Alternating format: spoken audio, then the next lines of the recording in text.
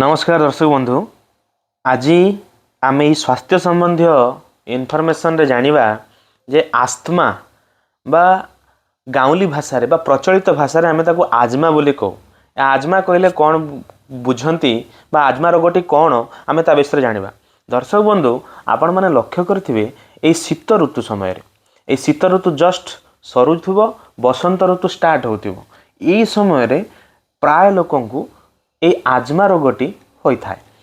अनेक लोक ए आस्थमा रोग रे पीड़ित होता।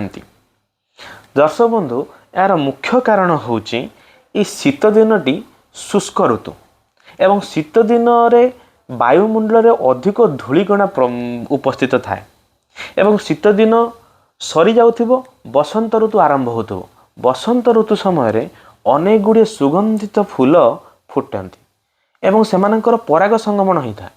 पराग संगमन जेहेतु सेमानकर पराग रेणु गुड़िक वायुमंडल रे घूरी बुलंती।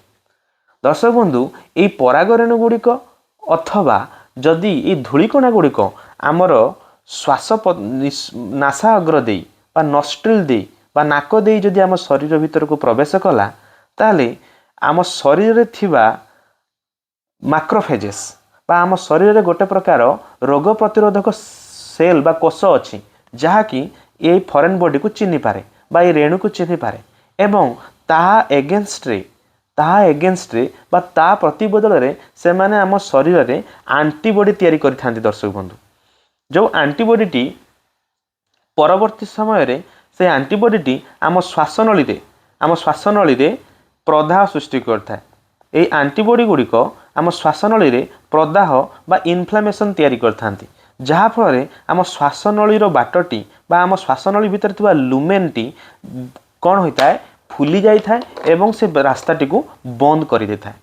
दर्शक बंधु फल आमे प्रश्वास तो नहीं पारती माने ऑक्सीजन तो नहीं पारती भितर को किंतु निश्वास छाड़िला बेले आमको असुविधा होता है। तेणु यह एक श्वासजनित रोग जहाँ को आमे प्रचलित भाषा रे बा गाँवली भाषा रे धई पेला बोली कहती बा श्वास फुलिबा कहती एटा को आस्थमा कहा जाए। दर्शक बंधु ए आस्थमा रो कारण जेनेटिकल हो पारे एनवायरमेंटल हो पारे। जेनेटिकल माने आपणकर वंशरे जदि काहाकु आस्थमा अछि ताहाले से वंशरे थिबा परवर्ती पीढ़ी मानकु हबार आशंका थाए।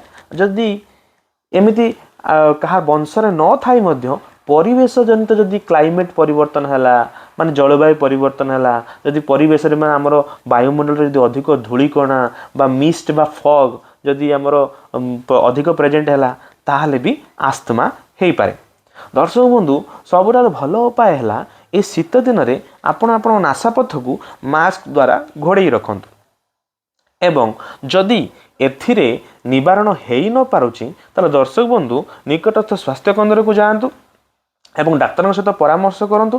प्राय स्थल रे डाक्तर आपण को गोटे मीटर डोज इनहेलर दे थांती सी गोटे मेसीन जहाँ को आपण एमिति बारंबार पफ नबाकू पड़े पाटी रे पुरेकी पफ धुआं नेबे से धुआंटा को इनहेल करेंगे माने प्रश्वास नेला जोर टाणी देवे सी आपण तंटी को जीव तापर श्वासनली को जीव।